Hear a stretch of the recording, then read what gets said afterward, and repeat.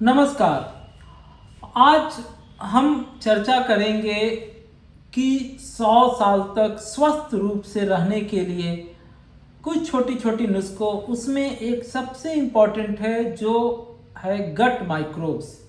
हम लोग में से बहुत लोग नहीं सुनते होंगे गट माइक्रोब्स। अगर ठेठ भाषा में बोले तो जो पेट में रहने वाला बैक्टीरिया, पेट में रहने वाले बैक्टीरिया के कारण अगर हेल्दी बैक्टीरिया है हमारे यहाँ तो आप 90-100 साल तक अच्छे से स्वस्थ होकर जी सकते हैं। बोलिएगा ये कैसे आप बात कर रहे हैं? पेट में रहने वाला बैक्टीरिया वायरस से नुकसान होता है, फिर ये हेल्दी बैक्टीरिया कैसे है?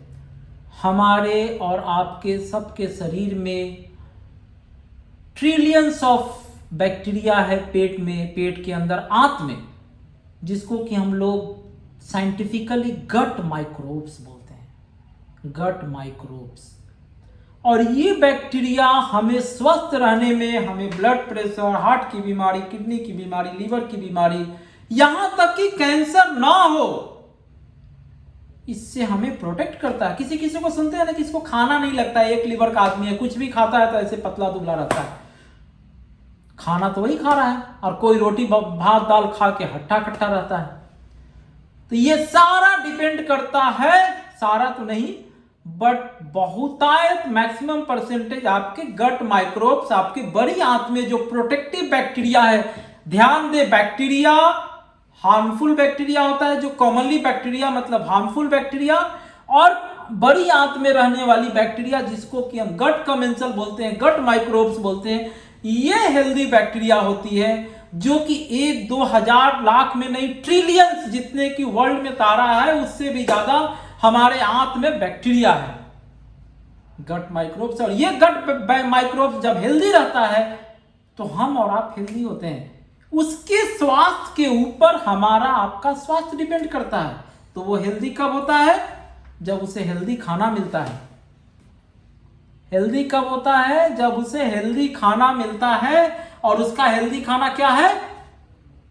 फाइबर, स्टार्च, सेलुलोज, जिसको कि शरीर नहीं पचा पाता उसको वो खाता है।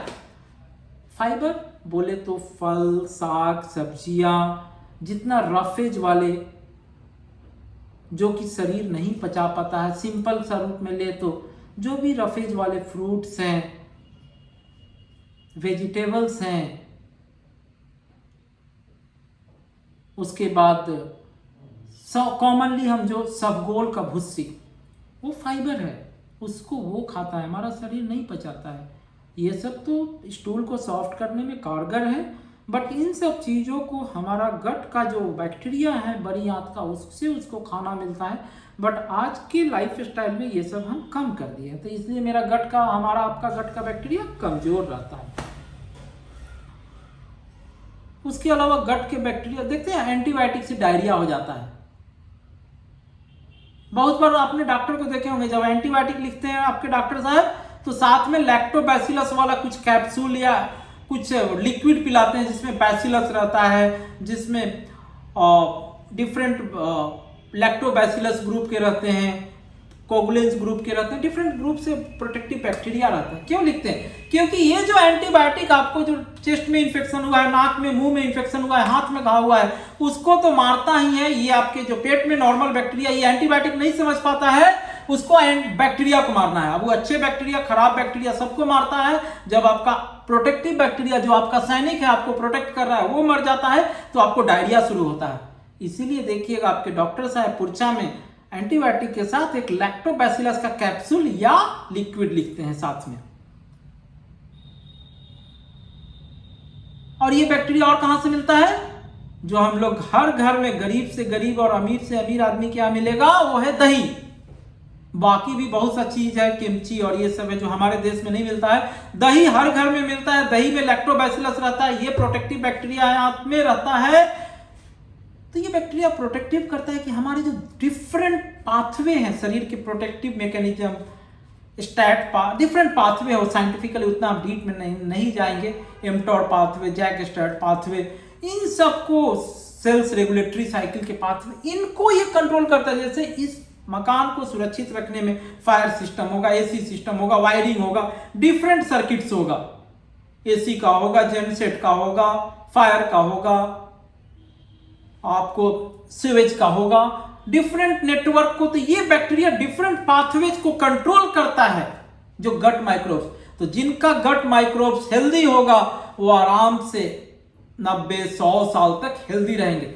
और ये आम भाषा में सुनते होंगे कि ये एक लीवर का आदमी है, इसको खाना नहीं लगता है, कुछ भी खिला दो पतला दूर, उसका गट माइक्रोब शायद कमजोर हो, या जो बार बार बीमार पड़ता है।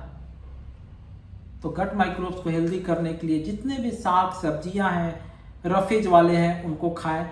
मैदा इस सब का सेवन कम करें, फास्ट फूड का सेवन कम करें। फास्ट फूड में मैं एक और वीडियो बनाऊंगा।